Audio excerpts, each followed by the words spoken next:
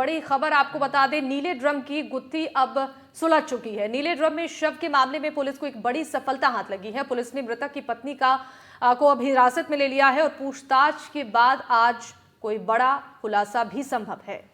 Police ने मकान मालिक के बेटे को भी हिरासत में ले लिया, यानी कि पत्नी, आरोपी पत्नी, इसे भी हिरासत में ले लिया है और मकान मालिक का बेटा इसे भी हिरासत में ले लिया है।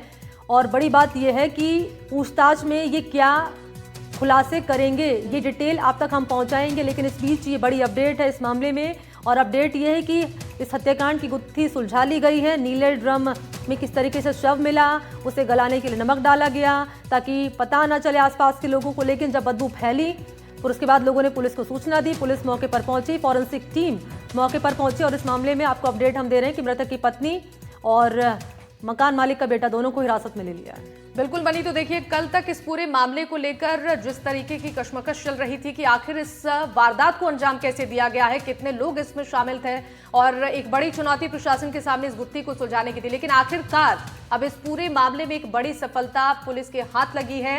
नीले ड्रम में जो शव का मामला सामने आया था उसमें पुलिस ने मृतक की पत्नी को अब हिरासत में ले लिया है और उससे पूछताछ किया जा रहा है। हो सकता है कि पूछताछ के दौरान कई और बड़े खुलासे सामने आए। और खबर को विस्तार देने के लिए सहयोगी मुदित इस वक्त हमारे साथ मौजूद हैं। मुदित, बड़े खुलासे की आशंका जताई जा रही है इस पूरे मामले में, क्योंकि मकान मालिक का बेटा, आरोपी पत्नी दोनों ही कस्टडी में है। क्या कह रहे हैं पूछताछ में अभी है? बिल्कुल, अभी जो सूत्रों के हवाले से जानकारी मिल रही है कि उनकी जो पूछताछ में जो चीजें सामने आई हैं उसका खुलासा तो अभी पुलिस करेगी।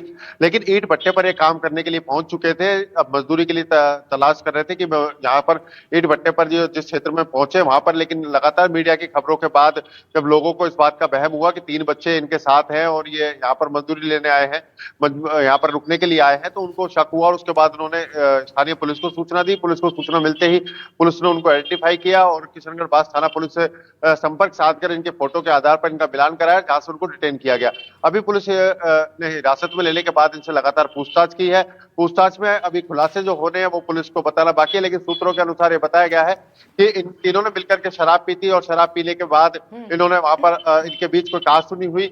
लेकिन जो महिला का पति था वो लगातार अपनी पत्नी को इस बात को लेकर कुछ बात को लेकर के डांट रहा था, जिसका बाद दोनों ने मिलकर के उसको पहले तो पीटा और उसको पीटने के बाद महिला ने उसको पकड़ा और उसने उसका गला दबाया। इस तरह से उसका हत्या को अंजाम दिया गया। लेकिन अभी पुलिस का खुलासा होना बाकी है और उसके बाद ही सारी गुत्थी सुलझ पाएगी कि पुलिस ने किस तरह इस गुत्थी को सुलझाया। बिल्कुल, क्या क्या आपसे ये भी जानना चाहेंगे, इस मामले में पत्नी को डिटेन किया गया है, उससे पूछताछ हो रही है, क्या उसके अलावा भी कोई गिरफ्तारी हुई है इस मामले में, और क्या जानकारी अब तक सामने आ रही है पूछताछ के दौरान?